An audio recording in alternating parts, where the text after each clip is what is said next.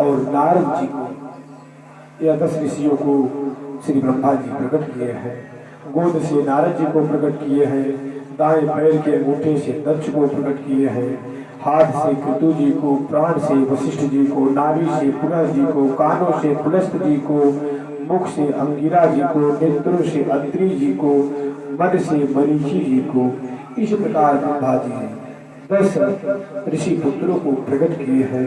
इसके बाद दाएं स्तन से धर्म को, पीठ से अधर्म को, हृदय से काम को, भ्रुकुटी से क्रोध को, वाणी से सरस्वती जी को प्रकट किए हैं। अब इसके बाद अपनी छाया कदम जी को प्रकट किए हैं। अब इतने ऋषियों को प्रकट करने के बाद भी जब इस सृष्टि में ब्रह्मा जी को कोई वृद्धि नहीं दिखाई दी, तो ब्रह्मा जी विचार किए कि यह क्या कार्य किया जाए। तो फिर ब्रह्मा जी विचार करके शतरूपा जी को प्रकट किए हैं और मनु जी को प्रकट किए हैं। अब स्वयं मनु जी को और बाएं भुजा से शतरूपा जी को प्रकट किए हैं कि स्वयं मनु और शतरूपा जितने भई नर सृष्टि अनुपा। इन्हीं मनु शतरूपा जी के द्वारा अनुपम मानवीय सृष्टि प्रारंभ हुई है। जो हम आप मनुष्य हुए हैं संपूर्ण विश्व में ये मनु शतरूपा जी की ही वंशज के है।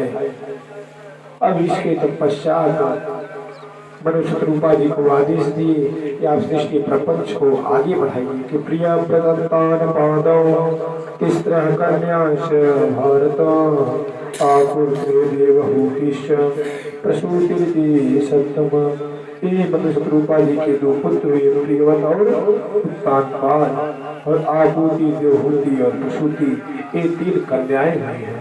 आकुति जी का विवाह रुचि नामक प्रजापति के साथ हुआ, देवहूति जी का विवाह कर्दम जी के साथ हुआ और प्रसूति जी का विवाह दक्ष प्रजापति के साथ हुआ। अब ब्रह्मा जी मनु जी को आदेश दिए कि आप सृष्टि को आगे बढ़ाइए। तब मनु जी कहने लग गए कि पिताजी, सृष्टि को तो आगे बढ़ाएं, लेकिन हम मनुष्य रहेंगे कहाँ, क्योंकि पृथ्वी तो रसातल में चली गई है।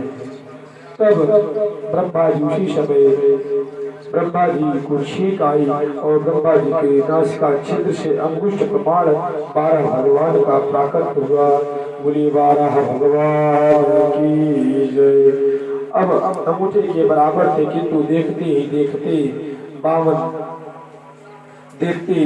12 भगवान विशाल आकार हो गए और अपार जल शशि को क्षुभित करते हुए रसातल में प्रवेश किए हुए हैं और वहां पर जाकर हिरणाक्ष को वध करके पृथ्वी को लेकर अपने ढालों में आ रहे